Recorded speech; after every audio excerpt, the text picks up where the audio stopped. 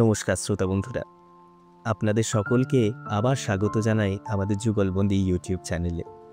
যুগলবন্দির আজকের নিবেদন অজেয় রায়ের লেখা এক অনবদ্য এবং ভিন্ন ধারার ছোট গল্প বটুক বাবুর ছুরি। গল্পটি এবং আমাদের প্রচেষ্টা ভালো লেগে থাকলে অবশ্যই লাইক ও শেয়ার করবেন এবং আরও নতুন নতুন ভিন্ন ধারার গল্প শোনার জন্য সাবস্ক্রাইব করতে ভুলবেন না আমাদের অফিসিয়াল ইউটিউব চ্যানেল যুগলবন্দি। গল্প পাঠে আমি কৌশিক এবং ভিডিও এডিটিং ও উপস্থাপনায় আমারই বন্ধু পার্থ। শুরু হচ্ছে অজেয় রায়ের লেখা ছোট গল্প বটুক বাবুর ছুরি।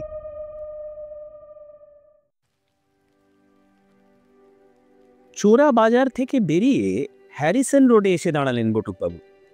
মাঝে মাঝে অফিস ফেরত তিনি এই বাজারে এসে ঢুঁ মেরে যান।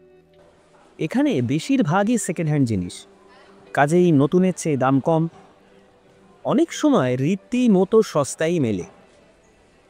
বটুকবাবু চোরা বাজারে এসে টুকিটাকি জিনিস দেখেন, কেনাকাটি করেন কদাচিৎ, তবে দাম টামগুলো ধারণা করে রাখেন, ভবিষ্যতে সুবিধে হলে কেনা যাবে। আজ কিন্তু সত্যিই একটা জিনিস কেনার ইচ্ছে ছিল, একটা ছুরি। একখানা ছুরি তার ছিল, বহু বছর ব্যবহারে ক্ষীণ হয়ে গতকাল সেটি একখণ্ড শক্ত পিচবোর্ড কাটতে গিয়ে দেহ রক্ষা করেছে, একেবারে মাঝখান থেকে দু আধখানা। কয়েকটা ছুরি দরদস্তুর করলেন বটুকবাবু, কিন্তু কেনা হয়ে উঠল না শেষ পর্যন্ত। যেটা পছন্দ হলো দামে পোষালো না, আর কম দামি জিনিস যে দেখলেন তা মনে হলো টিকবে না বেশি দিন। বড় রাস্তার ফুটপাত বেয়ে বটুকবাবু অল্প কিছু দূর এগিয়েছেন, এমন সময় কে একজন খাটো গলায় তার খুব কাছ থেকে ডেকে বলল, ছুরি দেবেন স্যার? ভালো ছুরি আছে। বটুকবাবু চমকে তাকালেন। বছর 16-17 একটা ছেলে, পরনে নীল রঙের হাল ফ্যাশনি ট্রাউজার এবং চকরা বকরা হাওয়াই শার্ট। শার্টের অর্ধেক বোতাম খোলা, পায়ে রবারের চপ্পল, চুলের বাহারে টেরি, শীর্ণ মুখে পানের ছোপ ধরা এক সারি এবুড়ো খেবড়ো দাঁত বের করে ধূর্ত হাসল ছেলেটা। একদম বকাটেটাই। ছোকরা পকেটমার গোছের কিছু হওয়া আশ্চর্য নয়। বটুকবাবু আড়ষ্ট হয়ে থতমত খেয়ে আওড়ালেন, মানে ছুরি একটা আছে ছুরি। ছেলেটা আরও কাছে ঘেঁষে এলো। সে দুহাত জড়ো করে বটুকবাবুর বুকের কাছে তুলল এবং প্রায় ম্যাজিকের মতো তার হাতের চেটোর মধ্যে আবির্ভূত হলো একখানা ছুরি। সে তার দেহ দিয়ে ছুরিটাকে আড়াল করে দাঁড়ালো, যাতে চলমান পথচারীর কৌতূহলী দৃষ্টি সেটা সহজে দেখতে না পায়। তারপর নিচু গলায় বলল, দারুণ ছুরি স্যার, দেখুন। ছুরিখানা এক নজরে দেখেই বটুকবাবুর ধারণা হলো চমৎকার জিনিস। অন্তত 6 ইঞ্চির বেশি লম্বা ফলাটা চকচক করছে, পিতলের চওড়া হাতল। এ বস্তুর ঢের দাম। তবু জিজ্ঞেস করলেন, কত? 10 টাকা। ছেলেটা ইতিমধ্যে মুঠোর ভেতর ছুরি লুকিয়ে ফেলেছে। সে কেমন সন্ত্রস্তভাবে ঘাড় ঘুরিয়ে এদিক ওদিক চাইছে। 10 টাকা দেওয়ার সঙ্গতি নেই বটুকবাবু, কিন্তু এ ছুরির দাম ওর চেয়ে কমবে বলে মনে হয় না। তিনি মাথা নেড়ে বললেন, না থাক। কত দেবেন? অধীর কণ্ঠে প্রশ্ন করল ছেলেটা, যেন তার ভারী গরজ। ছুরিখানা বিদে করতে পারলে সে বাঁচে। বটুকবাবু দুম করে বলে বসলেন, 2। ছেলেটা হাঁ হয়ে গেল, বলল, সে কি? জিনিসটা দেখুন, বাজারে কি দাম হবে জানেন? না ভাই, পারবো না। ছেলেটা হতাশভাবে বলল, আচ্ছা, আর 2 টাকা দিন। আর 1 টাকা দিতে পারি, তার বেশি নয়। তাই দিন। বটুকবাবু পকেট থেকে 3টে টাকা বের করা মাত্র ছেলেটা ছো মেরে নিয়ে তার হাতে ছুরিটা গুজে দিল। বটুকবাবু কেমন দ্বিধায় পড়লেন। এত সস্তায় দিয়ে দিল? জিনিসটা সত্যি ভালো তো, না ভুল করলাম? আমতা আমতা করে বললেন, চুরিটা ভালো হবে তো? বেশ কাটা টাটা যাবে তো? টিকবে তো? ছেলেটা যাবার জন্য মুখ ঘুরিয়েছিল। এবার সে ফিরে দাঁড়ালো। তার মুখে বাঁকা হাসি। সে চাপা স্বরে বলল, চুরুল কাটা যাবে স্যার। কার হাতের চাকু জানেন? কথাটা বলে বিচিত্র এক ভঙ্গি করল এবং পরক্ষণেই ঘুরে দ্রুত মিলিয়ে গেল ভিড়ের মাঝে। বটুকবাবু কয়েক মুহূর্ত হতভম্ব হয়ে দাঁড়িয়ে রইলেন। কি বোঝাতে চাইল ছেলেটা? যাগ্গে, ভেবে লাভ নেই। ছুরিখানা পকেটে ফেলে তিনি তাড়াতাড়ি চলতে শুরু করলেন। অনেকখানি হেঁটে, খানিক বাসে চড়ে অবশেষে বটুকবাবু যখন কালীঘাটে তার বাসায় পৌঁছলেন, তখন সন্ধে নেমেছে। একটা প্রকাণ্ড পুরনো আমলের ইট বের করা বাড়ি, এক গাদা ভাড়াটে, পায়রার খোপের মতো টুকরো টুকরো অংশ নিয়ে আছে। নিচের তলায় একটা দরজায় তালা খুলে ভেতরে ঢুকলেন বটুকবাবু। সুইচ টিপতে একটা কম পাওয়ারের বাল্ব জ্বলে উঠল। খুপড়ি ঘর, দেওয়াল ও ছাদের জায়গায় জায়গায় পলেস্তরা খসে পড়েছে। ঘরে একখানা তক্তাপোষ, একটা টেবিল, একটা টুল ও একটা আলনা, ব্যাস শুধু এই আসবাব। বেশি কিছুর জায়গাও নেই। ঘরের কোণে ট্রাঙ্ক ও বাক্স আর কয়েকটা বাসনপত্র। শ্রীযুক্ত বটকৃষ্ণ দাস ওরফে বটুকবাবু একা থাকেন। বছর ৪৫ বয়স। বিয়ে থা করেননি, কিন্তু দায় দায়িত্ব আছে। মেদিনীপুর জেলার গ্রামে তার দেশের বাড়িতে থাকেন বিধবা দিদি, ৩ ছেলে মেয়ে নিয়ে। তাদের ভার বটুকবাবুর। মাসে মাসে টাকা পাঠাতে হয়। বউবাজারে এক সওদাগরি অফিসে সামান্য মাইনের চাকরি করেন তিনি। গোবেচারি ভালো মানুষ লোক, কারও সাথে পাছে নেই। গোলমাল হাঙ্গামা দেখলে সভয় এড়িয়ে চলেন। অফিস করে ফিরে সোজা নিজের কুঠুরিতে ঢোকেন, পারত পক্ষে বের হন না। তবে মাঝে মাঝে অফিস থেকে বাসায় ফিরতে দেরি হয়। বটুকবাবু বই বাঁধাইয়ের কাজ জানেন। অফিসের ফেরত কোনো দিন চলে যান এক দপ্তরির কাছে, সেখানে বই বাঁধাই করেন। কোনোদিন তার সাহায্য দরকার হলে দফতরেই খবর পাঠায়। দুটো বাড়তি পয়সার রোজগার হয়। অবসর সময় ঘরে বসে অর্ডার নিয়ে বই খাতা বাঁধান। এমনি বটুকবাবুর জীবন একঘেয়ে, খুবই টেনেটুনে চালান। বেশি পয়সা খরচ করে কোনো ফুর্তি করা বা শখ মেটানোর ক্ষমতা তার নেই। কিন্তু মানুষটি কল্পনা বিলাসী। বাইরে যখন সূর্য অস্ত যায়, নিজের খাটে শুয়ে শুয়ে হরেক রকম কল্পনা করেন। যা করতে স্বাদ হয়, কিন্তু সাধ্য নেই। সুখের বিষয়, এর জন্য পয়সা লাগে না, কেবল মনের রুদ্ধ দ্বারগুলিকে খুলে দাও। নাগালের বাইরের জগতের কত অজানা দেশ, অজানা অদেখা মানুষজন দৃশ্য কল্পনার রঙে বাস্তব হয়ে ফুটে ওঠে। কল্পনায় কত আমোদ, কত আনন্দের স্বাদ নেয় মন। প্রাণটা হালকা হয়ে যায়, রঙিন হয়ে ওঠে। দিনগত একঘেয়েমি থেকে খানিকটা মুক্তি পায়। একটি পুরনো গাইড বুক আছে বটুকবাবুর। ভারতের দর্শনীয় স্থানগুলির বিবরণ আছে তাতে। সময় পেলে তিনি বইখানা পড়ে। ওই অপূর্ব জায়গাগুলিতে কিভাবে যাবেন, কি দেখবেন, কোথায় কোন ধর্মশালা বা হোটেলে থাকা যায় ইত্যাদি সম্বন্ধে যা যা লেখা আছে সব তার মুখস্থ।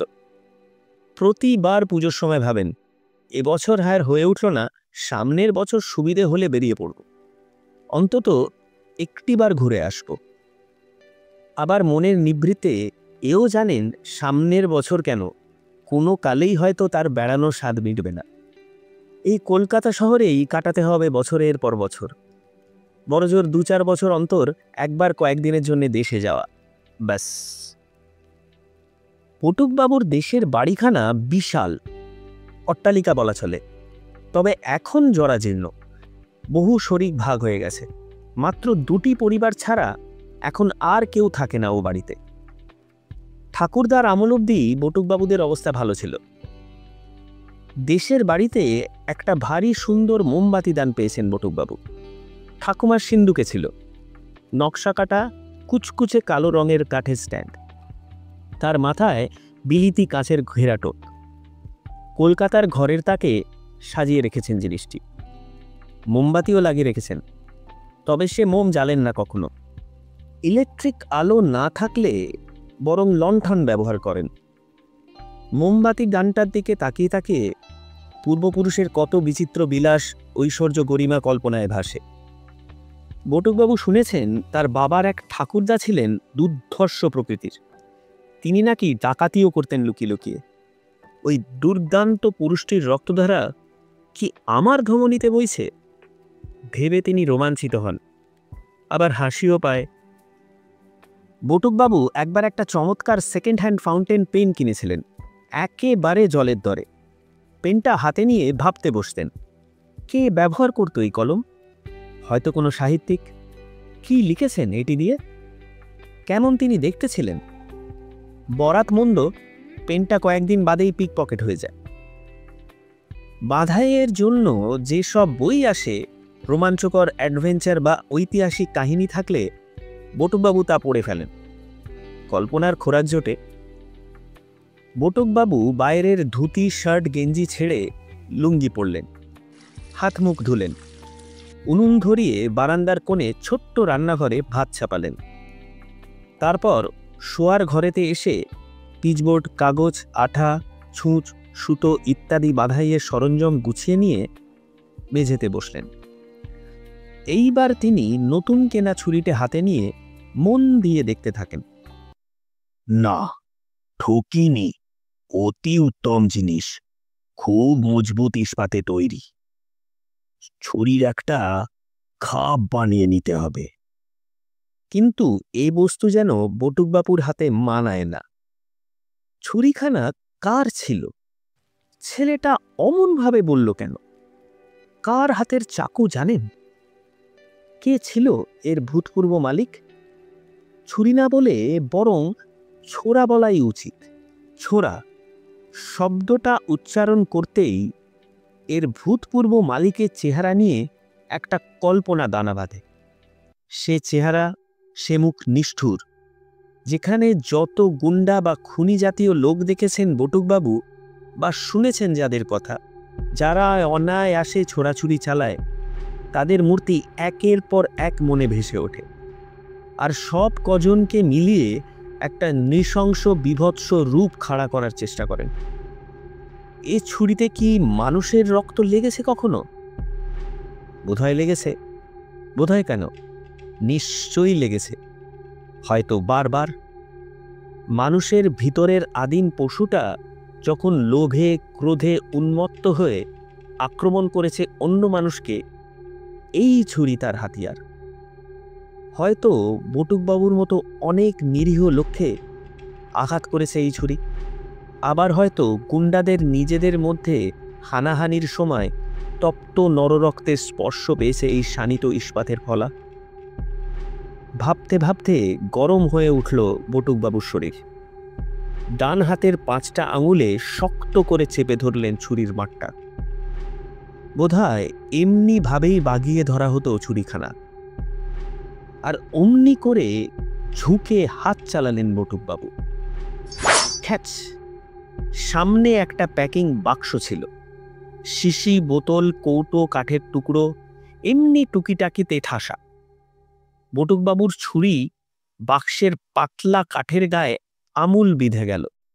ফের হ্যাঁচকা টানে খুলে এলো ছুরি। বাহ! তার নিজের তৎপরতায় অবাক হয়ে গেলেন বটুকবাবু। এখনো এত তাড়াতাড়ি হাত চালাতে পারি? ফলাটায় কি ভীষণ ধার! কিন্তু ফুটো হয়ে গেল যে বাক্স। যাকে ঘন ঘন নিঃশ্বাস পড়ছে। তীব্র চোখে তিনি খুঁজতে থাকেন অন্য কোনো নিশানার সন্ধান। হঠাৎ বটুকবাবুর মনে হল মুঠোর মধ্যে ছুরিটা যেন নড়ে চড়ে উঠল, যেন এটা জীবন্ত বস্তু। বুঝি ওর ঘুম ভেঙেছে, অস্থির হয়ে উঠেছে। তিনি শিউরে উঠে ছুরিটা ফেলে দিলেন। ঠং আওয়াজ তুলে সেটা নিশ্চল হয়ে পড়ে থাকে মেঝে। বটুকবাবু একটুখানি সন্দিগ্ধভাবে তাকিয়ে রইলেন ছুরিখানার দিকে, তারপর হেসে উঠলেন ঝরে।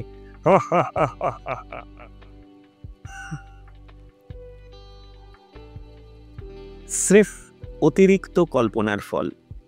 ওই জড় ধাতব বস্তুটিতে প্রাণের কোনো চিহ্ন নেই, থাকতে পারে না, অসম্ভব। ঝকঝকে ফলাটা কেমন অসহায়, যেন এক হিংস্র সাপদ বন্দী হয়ে আছে। মৃদু হেসে বিড়বিড় করে ছুরিটাকে উদ্দেশ্য করে বললেন, ওহে, তোমার জোড়াজুড়ি খতম। আগের জীবন ভুলে যাও। এবার থেকে শুধু বোর্ড কাঠ, কাগজ কাঠ, আলু কাঠ, বেগুন কাঠ, ব্যাস, তার বেশি নয়। বটুকবাবু সত্যি সত্যি পিচবোর্ড কাটতে শুরু করলেন বইয়ের মলাটের জন্য। কচ কচ করে আলু কাটলেন কয়েকটা। তবে তিনি অনুভব করলেন ছুরিখানা হাতে নিলেই বেশ চনমনে লাগে, দেহে মনে কেমন এক উত্তেজনা ছড়ায়। অনেকক্ষণ ক্ষিপ্ত গতিতে কাজ করলেন। কাজ মানে প্রধানত ছুরি দিয়ে এটা সেটা কাটাকাটি। অবশ্য ফাঁকে ফাঁকে উঠে গিয়ে রান্নাটা সেরে নিলেন। রাত হয়ে যাচ্ছে। বটুকবাবু কাজ বন্ধ করলেন, তারপর খেয়ে দিয়ে শুয়ে পড়লেন। ছুরিটার কথা ভাবতে ভাবতে তার ঘুম আসতে সময় নিল। পরদিন প্রায় 9টা। বটুকবাবু বাসায় ফিরছেন। অফিসের পর গিয়েছিলেন দপ্তরি দোকানে, কিছু কাজ করেছেন, তাই ফিরতে দেরি হলো। বাড়ির কাছাকাছি এসে পড়েছেন। পাড়াটা ভালো নয়, কাছেই একটা বস্তি, সেখানে কিছু খারাপ ধরনের লোকের বাস।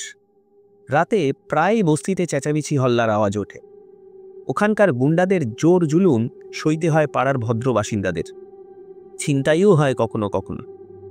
সরু রাস্তা, জোর এক পশলা বৃষ্টি হয়ে গেছে খানিক আগে, তার ওপর লোডশেডিং চলছে। চারিদিক অন্ধকার, কেবল মেঘে ঢাকা একফালি চাঁদের আবছা আলোয় সামান্য নজর চলে। রাতে এমনিতেই এ পথে লোক চলাচল কম, আজ একেবারে জনহীন। রাস্তার একপাশে কারখানা, তার লম্বা লম্বা টিনের শেড, অন্যদিকে উঁচু উঁচু বাড়ির খাড়া দেওয়ালের সারি। কারখানায় এখন ছুটি।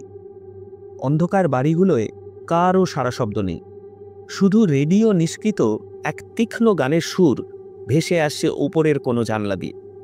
বটুকবাবুর গা ছমছম করতে লাগল। পথটুকু পেরোতে পারলে বাঁচি। বহু দিনের চেনা রাস্তা, তবু সাবধানে পা টিপে টিপে হাঁটতে হচ্ছে। খোয়া ওঠা পথে জল জমেছে জায়গায় জায়গায়, পা পড়লেই মচকাবে। এই রাস্তা দিয়ে সিধে গিয়ে এক আড়াআড়ি রাস্তায় মিশেছে। বটুকবাবু বাঁ ধারে ঘুরবেন।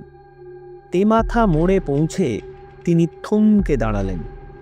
কার চাপা আর্তস্বরে কথা কানে এলো। কি ব্যাপার? মোড়ের ঠিক মুখোমুখি আড়াআড়ি রাস্তা পেরিয়ে একখণ্ড ফাঁকা জমি। রাস্তা ও জমির সীমানা দিয়ে গেছে একটা নোংরা জলের নালা। বটুকবাবু কারখানার পাঁচিলের গায়ে ঘেঁষে এলেন। একটু আড়ালে থাকা ভালো। তারপর উঁকি মেরে অন্ধকার ফুঁড়ে উৎকণ্ঠিত দৃষ্টি মেললেন। রাস্তার ওপারে 7-15 দূরে নালার ধারে দুটো ছায়ামূর্তি। চেনা যাচ্ছে না। কান খাড়া করলেন বটুকবাবু। দোহাই বাবা, আমি গরিব মানুষ।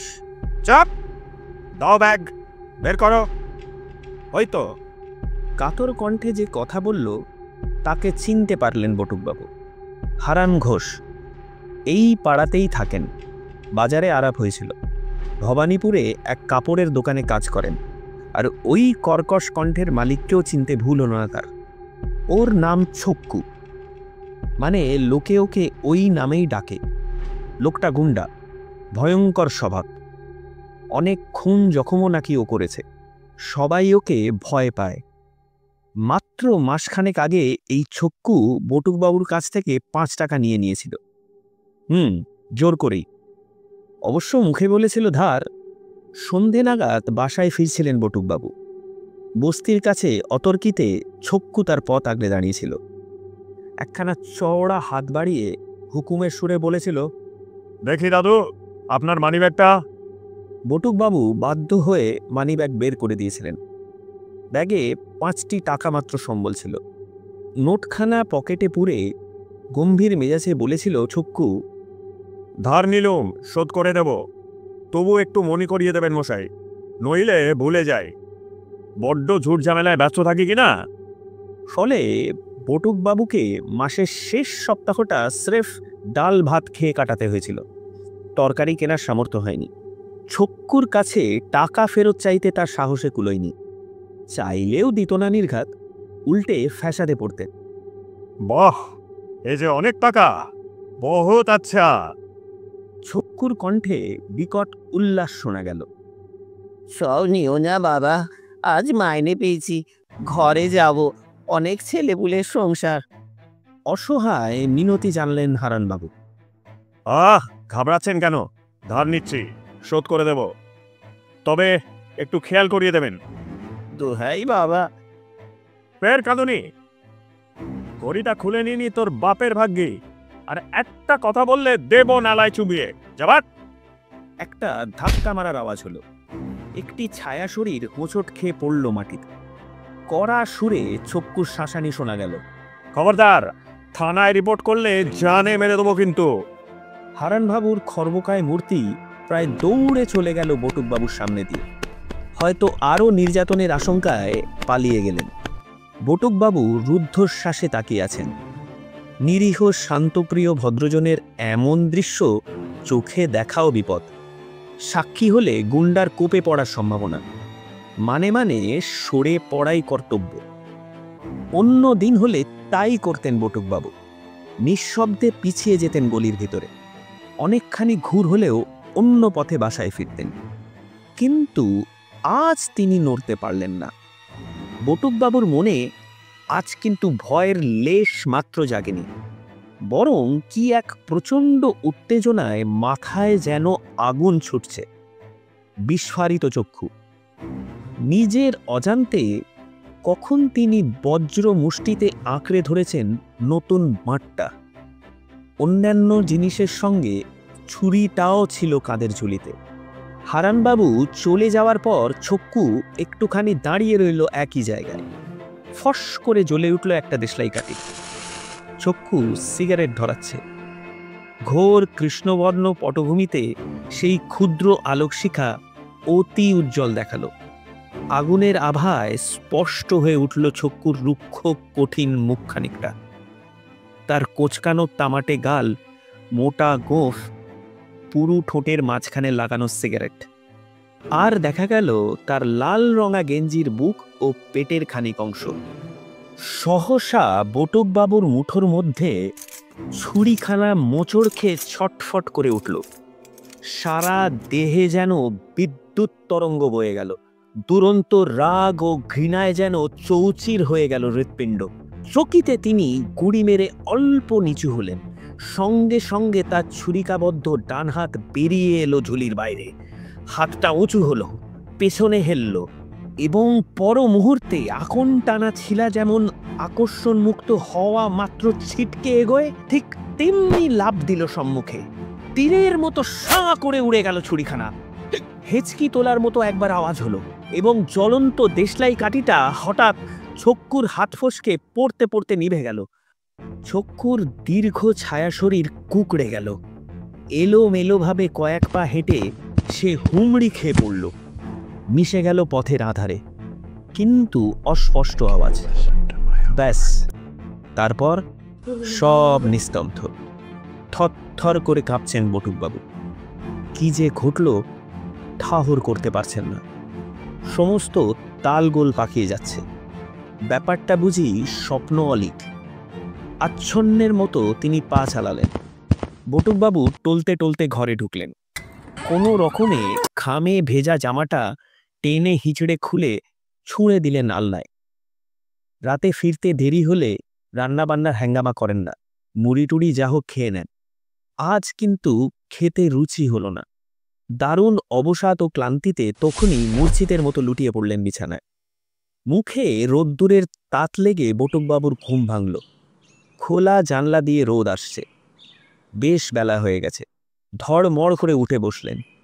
ও ও ও মাথাটা যেন পাথরের মতো ভারী, অসহ্য যন্ত্রণা হচ্ছে। ডান কাঁধ টন টন করছে ব্যথায়, আর গা পুড়ে যাচ্ছে জ্বরে। গলা শুকিয়ে কাঠ। হাতড়ে হাতড়ে খাটের পাশে রাখা কুঁজো থেকে গড়িয়ে এক গ্লাস জল খেয়ে আবার তিনি শুয়ে পড়লেন। এমনকি গত রাত থেকে ঠায় জ্বলা ঘরের বাল্বটা নেবানোরও শক্তি পেলেন না। এরপর 3 দিন 3 রাত কোথা দিয়ে যে কেটে গেল বটুকবাবু ভালো করে টের পেলেন না। ইতিমধ্যে প্রতিবেশী শ্যামবাবু কখন তার ঘরে বেজানো দরজা ঠেলে ঢুকেছেন, জ্বর দেখে ডাক্তার ডেকে এনেছেন, ওষুধ এনে দিয়েছেন। শ্যামবাবু স্ত্রী তার সেবা যত্ন করেছেন, কিছুই প্রায় খেয়াল নেই। চতুর্থ দিনে বটুকবাবুর জ্বর ছাড়ল। সকালবেলা তিনি ধীরে ধীরে কলতলায় গেছেন। আরেকজন ভাড়াটে বিষ্টুবাবু সেখানে দাঁতন করছিলেন। বটুকবাবুকে দেখে জিজ্ঞাসা করলেন, কি দাদা, জ্বরে পড়েছিলেন? এখন কেমন? ভালো, জ্বর ছেড়েছে। বেশ কাহিল দেখাচ্ছে। বিষ্টুবাবু কাছে সরে এলেন। সতর্ক চোখে চারপাশ দেখে নিয়ে ফিস ফিস করে বললেন, মশাই, শুনেছেন কাণ্ড? কি? সেই যে গুন্ডাটা ছক্কু খুন হয়ে গেছে। আপনি জ্বরে পড়লেন সেই রাতে। কে মারলো? বটুকবাবু অবাকভাবে বললেন, কে জানে, ছুরি মেরেছিল। নালার ভিতর পড়েছিল মুখ থুবড়ে।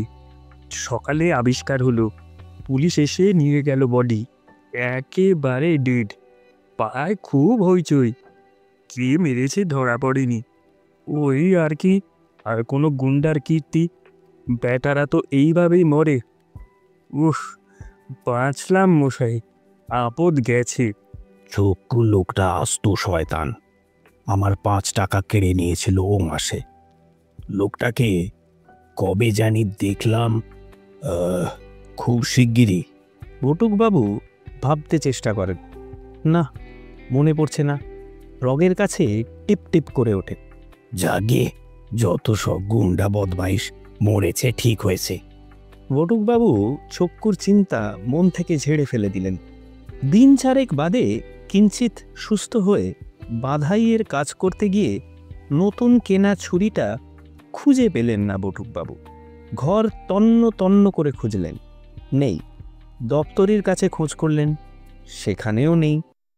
দপ্তরি বলল, হ্যাঁ, সেদিন একখানা নতুন ছুরি এনেছিলেন বটে, কিন্তু এখানে তো ফেলে যাননি। ইস, এমন খাসা ছুরিখানা হারালো বুঝি। দপ্তরের দোকান থেকে বেরিয়ে আর কোথাও গিয়েছিলাম নাকি? কোথায় যে ফেললাম? বটুকবাবু কিছুতেই তা মনে করতে পারলেন না। এতক্ষণ আপনারা শুনছিলেন অজেয় রায়ের লেখা ছোট গল্প বটুকবাবুর ছুরি, অনলি অন যুগলবন্দি ইউটিউব চ্যানেলে। গল্পটি এবং আমাদের প্রচেষ্টা ভালো লেগে থাকলে অবশ্যই লাইক এবং শেয়ার করবেন আপনার প্রিয়জনদের সাথে। আপনাদের মতামত খুবই মূল্যবান আমাদের কাছে। আমাদের প্রচেষ্টা এবং উপস্থাপনা কেমন লেগেছে তা অবশ্যই কমেন্ট বক্সে লিখে জানাবেন। এতে আমাদের আরও উৎসাহ এবং অনুপ্রেরণা যোগাবে আপনাদের কাছে আরও ভিন্ন ধারার গল্প শোনাবার জন্য। আরও নতুন নতুন ভিন্ন ধারার গল্প শোনার জন্য সাবস্ক্রাইব করতে ভুলবেন না আমাদের অফিসিয়াল ইউটিউব চ্যানেল যুগলবন্দি। আমরা অঙ্গীকারবদ্ধ আপনাদের সকলকে নিয়মিত অনুসারে ভিন্ন ধারার কাহিনী শোনাতে। দেখা হচ্ছে খুব শীঘ্রই শব্দের সুরে গল্পের জগতে। ভালো থাকবেন সবাই।